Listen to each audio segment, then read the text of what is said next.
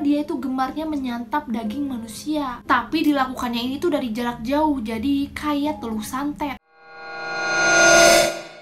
Assalamualaikum warahmatullahi wabarakatuh. Thank you banget udah mampir ke videoku ini. Dan kali ini Elsa akan membahas mengenai hantu. Ya, hantu, karena sesuai dengan requestan kalian memilih untuk hantu Indonesia. Baiklah, video kali ini Elsa akan membahas mengenai hantu Indonesia yang tidak terkenal. Misalnya kalian tahu pocong, kuntilanak, itu udah terkenal banget ya bun. Udah banyak kontraknya, udah jadi pemeran utama di film layar lebar. Yaudah, gak usah lama-lama, kita langsung masuk aja ke ceritanya. Meluncur. Yang pertama, Jurik Gonggo. Ini sangat melekat di hati orang Sunda. Mana orang Sunda, sok Arab sen, oke?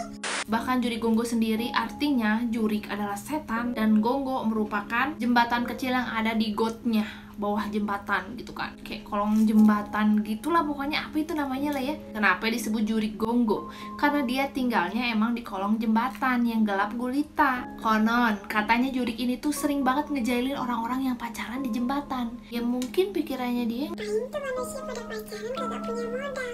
nah bagi pasangan yang apes nih ketemu dia, kan dibuat penasaran terlebih dahulu sebelum ketemu. Jadi seperti mendengar suara air yang gemericik. Lalu manusia-manusia itu penasaran dan melihat ke kolong jembatan, malah ketemu sama bayangannya Jurik Gonggo. Nah, mungkin Jurik Gonggo tuh mau ngingetin gitu kan, kalau misalnya pacaran tuh punya modal, kan pacarannya di jembatan doang, itu kayaknya. Yang kedua, Nyimas Centring Mani. Memiliki wujud seperti nenek-nenek atau wanita tua yang selalu memakai pakaian berwarna merah. Biasanya Nyinyi itu kan berwarna hijau ya, kayak gue begini.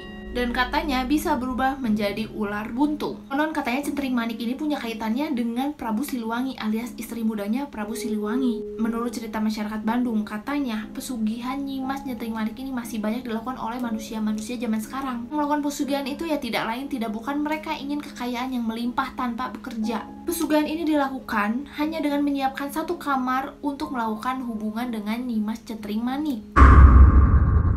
Ketiga, hantu Lulun Sama. Ya, sesuai dengan namanya, dia itu merupakan hantu tikar dan katanya hidupnya itu di sungai. Mitosnya kalau kita ngeliat tikar yang ngapung di sungai dan jangan dideketin, bisa-bisa kita yang tenggelam. Nah, hantu itu tuh benar-benar udah kagak eksis lagi. Kagak tahu deh kenapa jadi kagak eksis lagi, atau karena banyak banget sungai di Indonesia yang udah tercemar jadi kagak eksis, atau bagaimana gue juga kagak tahu.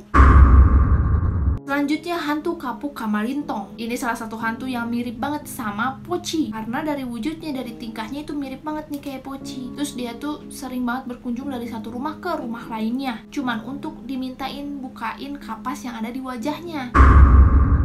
Selanjutnya, hantu Jurik Lauk. Hantu ini terkenal di para pemancing dan memang berkeliarannya itu di tempat pemancingan. Jika dia ingin memperlihatkan diri, maka dia akan berwujud seperti cahaya yang mengitari kolam-kolam ikan tuh, kayak bola api gitu deh. Konon katanya asal mula Jurik Lauk ini adalah berasal dari ikan yang meninggal di tahun 1919 dan arwahnya itu bergentayangan. Selain berwujud cahaya, dia pun sering berwujud sebagai ikan yang besar banget. Dan katanya hantu ini masih banyak dijumpai di Cililin. Selanjutnya, Oreng Pote. Dia ini terkenal di daerah Bawean, sebuah pulau kecil yang berada di Laut Jawa. Nah, di Bawean sendiri itu emang ditinggali oleh berbagai macam suku. Dan Oreng Pote merupakan salah satu hantu yang ditakuti oleh orang Bawean gara-gara dia itu membawa malapetaka. Wujudnya seperti manusia, hanya saja kulitnya itu pucat, sangat pucat seperti mayat. Konon jika ada yang berjumpa dengan dia, maka akan mendapatkan musibah atau bencana. Selanjutnya, Hantu Banyu. Hantu Banyu ini termasuk populer di kalangan masyarakat Palembang karena katanya dia itu menempati Sungai Musi dan Muara II. Sosoknya ini nggak tahu cewek nggak tahu cowok, tapi rambutnya ini tuh panjang, terus berat gitu. Jadi kalau ada nelayan yang ketemu sama dia, perahunya bisa-bisa tenggelam tuh. Dan yang menakutkannya itu, nelayannya bisa menjadi mangsanya Hantu Banyu. Nah, kalau dimangsa sama Hantu Banyu, maka korbannya ini akan ditemukan oleh masyarakat mengapung di sungai dengan keadaan ubun-ubun kepala sampai punggung itu bolong. Selanjutnya, Suanggi. Dia ini sangat terkenal di masyarakat Papua dan juga Maluku. Konon hantu ini tuh semasa hidupnya dia merupakan seorang penyihir atau dukun. Katanya dia punya wujud mata merah dan giginya tuh tajam. Wah, pokoknya hantu ini tuh ditakutin deh di kalangan masyarakat Papua dan Maluku karena dia itu gemarnya menyantap daging manusia. Tapi dilakukannya ini tuh dari jarak jauh, jadi kayak telur santet. Setelah korbannya ini tewas, Suanggi itu akan menemui dia dan menjilati bekas lukanya itu, sehingga tidak akan meninggalkan jejak.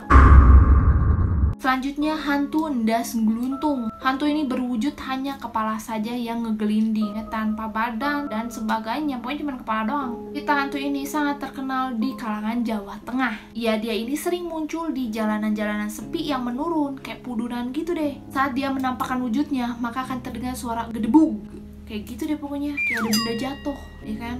Nah di situ jangan dihampiri deh, bisa-bisa kita ngacir ya kan, kadang ngeliat wujudnya tuh yang cuma kepala doang.